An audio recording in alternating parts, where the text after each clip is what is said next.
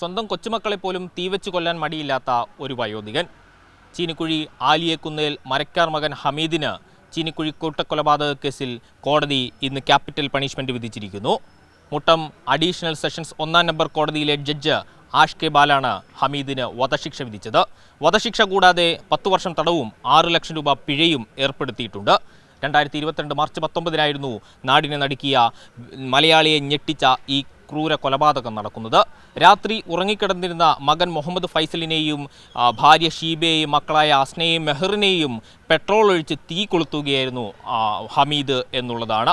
ഹമീദ് ഇവർ രക്ഷപ്പെടാതിരിക്കാനുള്ള എല്ലാ മുൻകരുതലുകളും സ്വീകരിച്ചിരുന്നു. വാതിൽ പുറത്തുനിന്ന് പൂട്ടിയിരുന്നു. വീട്ടിൽ ഒരു തുള്ളി ജലം പോലും ഇല്ലാത്ത രീതിയിൽ കാര്യങ്ങൾ ഒരുക്കി വെച്ചിരുന്നു. പിന്നീട് തീ കൊളുത്തിയ ഹമീദ് ഇവർ മരണപ്പെട്ടു എന്ന് ഉറപ്പുവരുത്തിയതിനു ശേഷം രക്ഷപ്പെടുകയും പിന്നീട് ബന്ധുക്കളോട് ഈ കുറ്റം സമ്മതിക്കുകയും ചെയ്യുകയുമായിരുന്നു.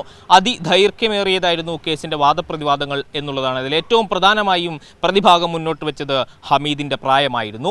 80 വയസ്സ് പ്രായമുള്ള ഒരു വയോധികൻ ഈ നിലയിലൊരു ക്രൂര കൊലപാതകം ചെയ്യുമോ എന്നുള്ള ചോദ്യമാണ് പ്രതിഭാഗം ഏറ്റവും പ്രധാനമായും ഉന്നയിച്ചത്. പരമാവധി ശിക്ഷയിൽ ഇളവ് നൽകണമെന്നും പ്രതിഭാഗം വാദിച്ചത് ഹമീദിൻ്റെ പ്രായം ഉയർത്തിക്കൊണ്ട് തന്നെയായിരുന്നു. പക്ഷേ പ്രോസിക്യൂട്ടർ സുനിൽ മഹേശ്വരപിള്ള ഈ വാദങ്ങളെയെല്ലാം കൃത്യമായ തെളിവുകൾ കൊണ്ട് ഖണ്ഡിക്കുകയായിരുന്നു. ഈ സംഭവങ്ങളുടെ ഒരു നിര എങ്ങനെയാണ് സംഭവിച്ചതെന്ന് വിശദീകരിച്ചുകൊണ്ട് ആ വാദങ്ങളെയെല്ലാം ഖണ്ഡിച്ചുകൊണ്ട് ഹമീദിന് കൃത്യമായ വധശിക്ഷ മേടിച്ചു നൽകാൻ കഴിഞ്ഞു എന്ന വിശ്വാസം പ്രോസിക്യൂട്ടർ ഈ കേസിൽ മുന്നോട്ട് വയ്ക്കുന്നുണ്ട്. അതിൻ്റെ സംഭവവികാസങ്ങൾ ഇപ്രകാരമാണ്. രാത്രിയിൽ നേരത്തെ തന്നെ കൊലപാതകം നടത്തും എന്ന് ഭീഷണി മുഴക്കിയിട്ടുള്ള ഹമീദ് രാത്രി ഏതാണ്ട് 12 മണിക്ക് ശേഷം വീട്ടിൽ നിന്ന് പുറത്തേക്കിറങ്ങുകയും വീട്ടിൽ സൂക്ഷിച്ചു വെച്ചിരുന്ന പെട്രോൾ കുപ്പികൾ എടുത്തുകൊണ്ടുവന്ന് ഈ ഹമീദിൻ്റെ മകൻ ഫൈസലിൻ്റെ കിടപ്പുമുറിയിലേക്ക് ഒഴിക്കുകയും തീ കൊളുത്തുകയും ചെയ്യുന്നു. വലിയ നിലവിളിയും ശബ്ദവും കേട്ട് എത്തിയ തൊട്ടടുത്തുള്ള അയൽവാസി രാഹുൽ ഈ വീടിന് തീ പിടിക്കുന്നതും ആളുകളുടെ കരച്ചിലുമാണ് കേൾക്കുന്നത്. രക്ഷപ്പെടുത്താനുള്ള ശ്രമം നടത്തുന്ന രാഹുൽ നിസ്സഹായനായി നിൽക്കുന്നതാണ് കാണുന്നത്. വീട്ടിൽ ഒരു തുള്ളി വെള്ളം പോലും ഇല്ലാത്തതിനാൽ രാഹുൽ നിസ്സഹായനായി രക്ഷപ്പെടുത്താനുള്ള ശ്രമം പരാജയപ്പെടുന്നു. ഈ രാഹുൽ കേസിലെ നിർണായകമായ സാക്ഷിയായി മാറുന്നുണ്ട്. 71 സാക്ഷികളുള്ള കേസിലെ ഏറ്റവും പ്രധാനപ്പെട്ട സാക്ഷിയായിരുന്നു രാഹുൽ എന്ന ഈ ചെറുപ്പക്കാരൻ. അയാൾ കോടതിയിൽ തൻ്റെ നിസ്സഹായാവസ്ഥ ഈ 4 പേർ വെന്തുവരിക്കുന്നത് സ്വന്തം കൺമുമ്പിൽ കണ്ട് രക്ഷപ്പെടുത്താൻ ഒരു മാർഗവുമില്ലാതെ നിസ്സഹായനായി നിന്ന നിസ്സഹായാവസ്ഥ കോടതിയിൽ വിശദീകരിക്കുകയുണ്ടായി. സാക്ഷി രാഹുലിൻ്റെ സാന്നിധ്യം വളരെ നിർണായകമായിരുന്നു കേസിൽ എന്നുള്ളത്. മറ്റ് നാട്ടുകാരടക്കം ഹമീദിൻ്റെ ബന്ധുക്കളടക്കമുള്ള 71 ഈ സാക്ഷികൾ ഈ കേസിലുണ്ടായിരുന്നു എന്നുള്ളതാണ്. കൂടാതെ ഹമീദ് ഈ കൂട്ടക്കൊലപാതകം നടത്തുവാൻ മുൻകൂട്ടി തന്നെ ആസൂത്രണം എല്ലാം ചെയ്തു വെച്ചിരുന്നു എന്നുള്ളതാണ്. വീട്ടിലുണ്ടായിരുന്ന പ്രധാനപ്പെട്ട രേഖകൾ എടുത്തു മാറ്റിയിരുന്നു.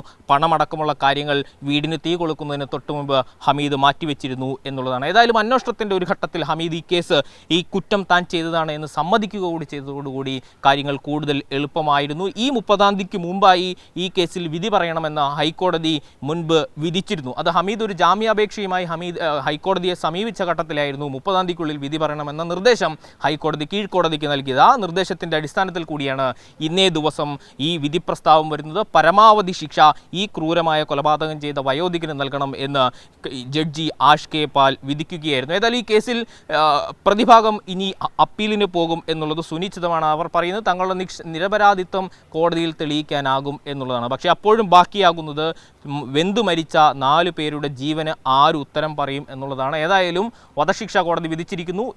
ഇനിയും നോക്കാം നമുക്ക് എന്താണ് നിയമ നടപടികൾ മുന്നോട്ട് പോകുമ്പോൾ സംഭവിക്കുക എന്നുള്ളത്. ജിബിൻ തോമസിനൊപ്പം മുഹമ്മദ് ആഷിഖ്, മീഡിയ 1 ഇടുക്കി.